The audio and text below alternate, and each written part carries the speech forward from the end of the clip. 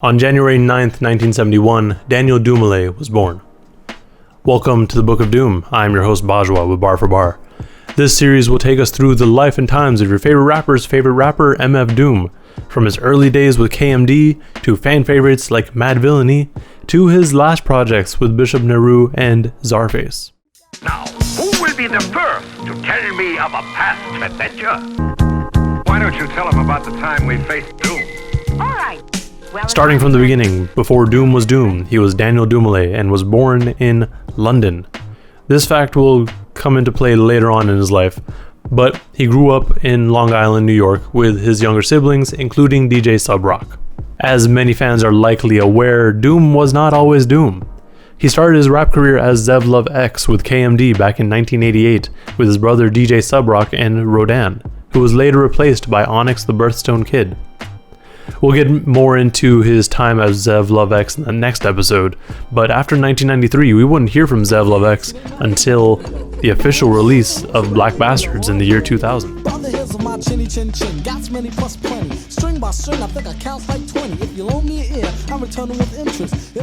It was around this time that the moniker of MF Doom came about, as well as the mask that he's most well known for. Prior to fully deciding on the design of the mask with Blake Letham, aka Keo X-Men or Scotch 79, he would cover up his face with bandages or pieces of cloth, almost as an homage to Dr. Doom from Marvel Comics before he got his mask. And so, Victor Von Doom hid from the world, taking refuge with the mysterious order of monks.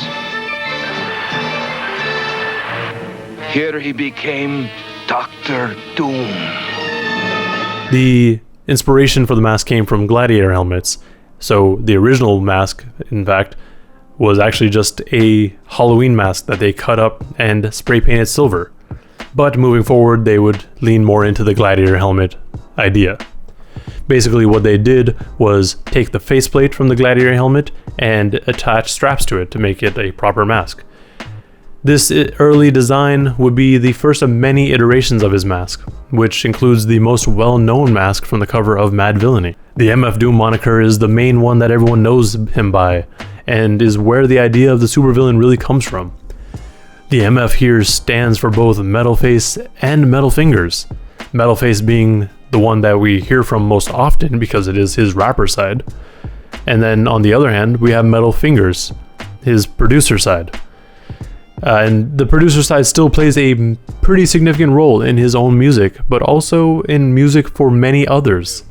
In fact, most recently, one of his Metal Finger beats, Penny Royale, was used for Reason's Extinct track. Yeah, I take my licks in a storm, bitch do me raw. Yeah, still fucking till 6 in the morning. Sun half flooded out the rich to reward. Damn, they don't make them like this anymore. The first alter ego we'll get into is Victor Von. Victor Von obviously plays well with the theme of Doom because that's Dr. Doom's real name. However, Victor isn't the same person as Doom in this case. Here, Victor is a youngster who looks up to Doom almost as a mentor or a role model. But he still has moments where he disagrees with what Doom has to say or what he does. We get to hear Vic on 2 full-length projects, Vaudeville Villain and Venomous Villain, as well as on features on Doom's own projects every once in a while. Aside from Victor Von, there is another major alter ego for Doom, King Ghidorah. King Ghidorah takes influence from the monster of the same name in the Godzilla universe. King Ghidorah is basically a 3-headed monster that's traveled to Earth from either another planet or another dimension, depending on the film, but basically acted as this unstoppable force and foe for Godzilla. For Doom, however, Ghidorah acts more of a being that sends information through the universe to him. King Ghidorah has one full-length album titled Take Me to Your Leader, which really does follow the idea that Ghidorah is not from this world. And Ghidorah, just like Vic, also appears on other Doom tracks every so often. Later on in his career, Doom will find himself collaborating with many artists and producers. We first got a taste of this with Madvillainy, Madvillainy being the collaborative project that he did with Madlib, and Madvillain being the alter ego created for it. The second occurrence of this came with his collaboration with Danger Mouse and Adult Swim, which brought us Danger Doom. For a while, the collaboration stopped, and in the meantime, Doom dropped the MF and released Born Like This. There really isn't much of a difference between what we saw with MF Doom and Doom, other than the album itself sounding a little different, but we'll get into that a bit later. It was around this time that Doom's Birth in London would come back up. After returning from an international tour, which he was kind of reluctant to do in the first place, he was denied re-entry due to his British citizenship. This led him to spending the rest of his days in London, and probably where this video of him on a boat came about. Motherfuckers know real steez, yo. Lot of good shit coming up this year and that year. You know what I mean? Gonna been off y'all motherfucking scope for a while. The cut, you know what I'm saying? Eventually, after years of not hearing from him, Doom re-emerged as JJ Doom with Jerno Jarrell for Keys to the Cuffs and the Blockhead EP. Shortly after, like 2 years later literally, we got Nehruvian Doom, which was a project fully produced by Doom for Bishop Nehru. And finally we were delivered what is currently the last Doom project, Czarface meets Metalface in 2018. I'm going to hold off on talking about these projects until we get further into the series, just because they all deserve their own piece. After 2018, we didn't hear much from Doom, at least until early 2019 or late 2018, where he revitalized his website gasdraws.com and continued that through the majority of 2020. This brings us to the whole point of the series. Doom transitioned on October 31st, 2020. This news was not made public until December 31st, 2020, and it hit a lot of people hard. Doom represented a lot to the hip-hop community.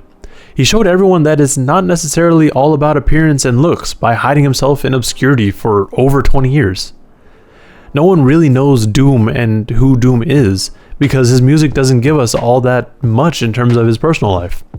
What we know about Doom as a person comes from secondhand interactions from other people and just a handful of interviews with him. But even then, it's really about Doom the character and the rapper, not Daniel Dumile the person.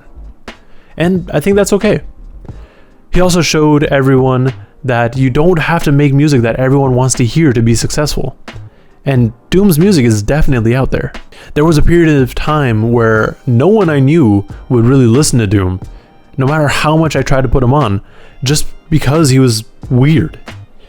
But he still maintained a solid following in the underground, and in the meantime influenced a bunch of weirdos like Tyler the Creator and Earl Sweatshirt, to name a few.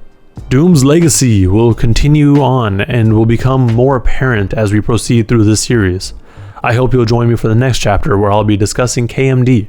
As I mentioned in previous videos, this is meant to be a tribute to Doom, and this is kind of my way of coping with the loss of Doom.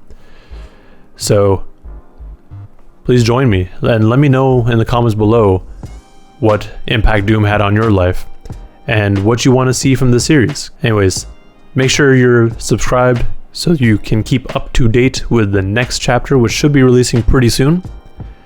Thank you for watching, and please stay safe out there.